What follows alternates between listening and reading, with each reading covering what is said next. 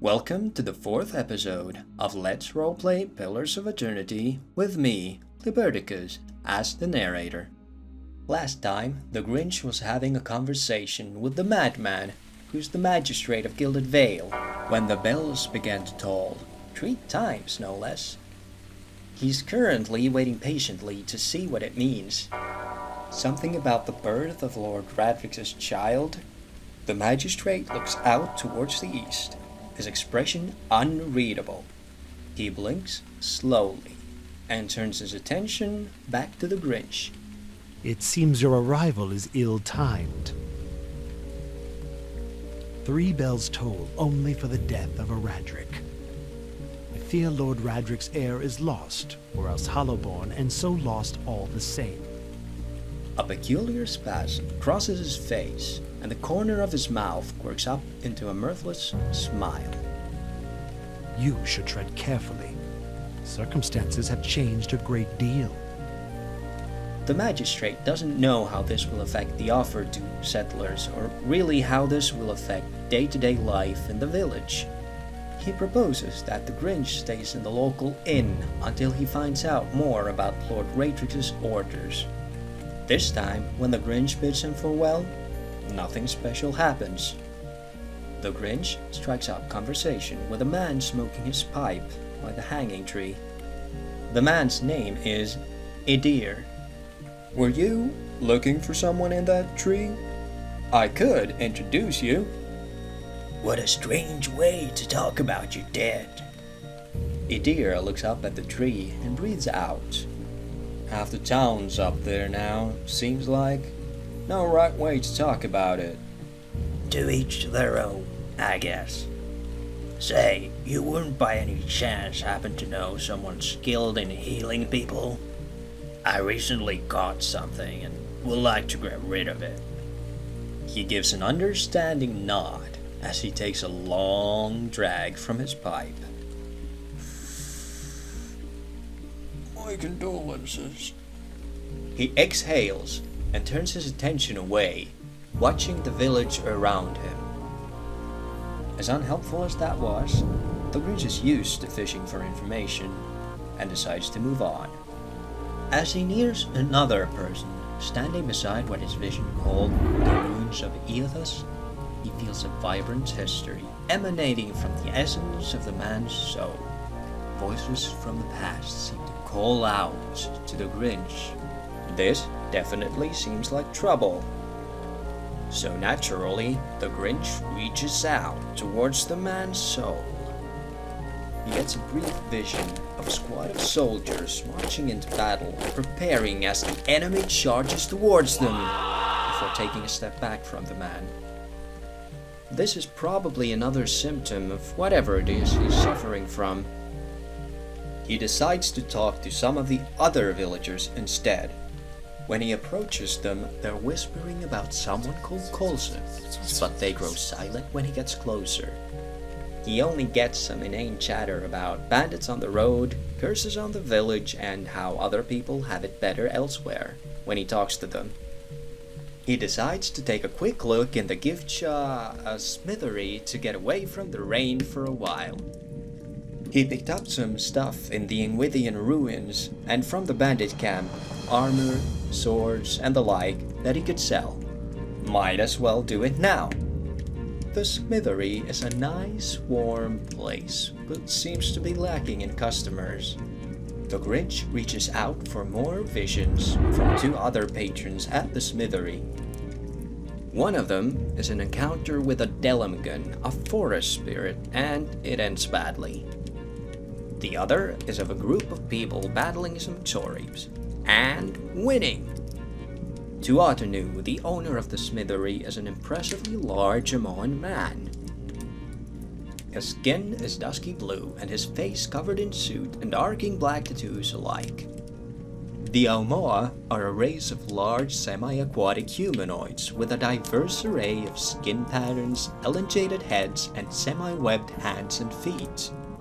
They originated and typically live and work in warm and aquatic climates. Tuatanu confesses that some of their supply wagons have gone missing, and the Grinch promises to look into it. because that definitely smells like some premium trouble. After doing business, the Grinch continues towards the inn. Time to check up on Tenfred. Hopefully, he's been staying out of trouble since getting back to the village. In front of the Blackhound Inn, there are a couple of slightly drunk people arguing. One of them has his face covered by a hood, but his height and stature suggests an elf. Two human men and a female elf are talking with him. The man in the hood speaks. I meant no offense. Let's put this matter to rest over a round, shall we? My treat. The others don't seem convinced. The woman crosses her arms and answers. Hoping to soothe our pride with a few Adira coppers, eh? We don't need your coin. Trouble is where the Grinch goes, apparently. But he can still try to stop it. What's going on here? One of the men points at the hooded elf and exclaims, Marcus, even when he shelters in our village. Just goes to show you what these fancy deer manners are worth. We don't take that kind of treatment. Not from foreigners, and especially not from Adirans. Go on, say it again. I'm itching for an excuse. Fie, you're itching for the kindling touch of your sister, you cocksfeather! A cry of outrage rises from the tree locals, feeding off each other's anger. This is trouble with a capital T. The second man snarls an angry response. I'll cut that barrel-licking tongue out of your head! Horror and shock is apparent on the face of the hooded elf. This is a misunderstanding. I didn't say whatever it is you think I said. We've nigh quarrel. Oh boy. The elven woman draws a sword. That's where you're wrong. The Grinch makes another effort to break up the fight, but he's no miracle worker. Come now, this is unnecessary. Wouldn't you rather be inside drinking than outside arguing? We don't want no charity from you either, foreigner.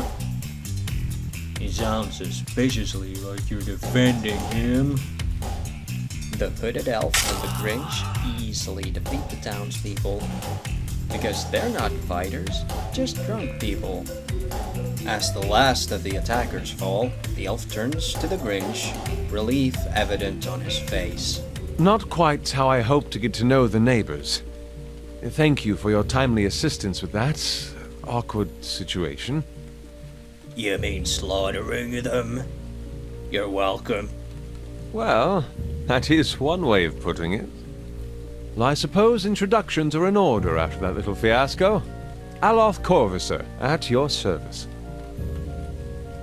The Grinch learns that Aleth is an adventuring wizard from Sightwood, located on the Adiran mainland. His parents served the nobility, allowing him a good education. There were no job openings, so he decided to go looking for them elsewhere. The Grinch, in turn, gives Aleth the short version of how he ended up in Gilded Vale. You do manage to find yourself in rather interesting predicaments. How did you manage to anger the drunk people? I'm afraid that was a matter of misunderstandings and mistranslations. It doesn't help that people in these parts remember their war with Adir like it was yesterday. Right, that ought to do it.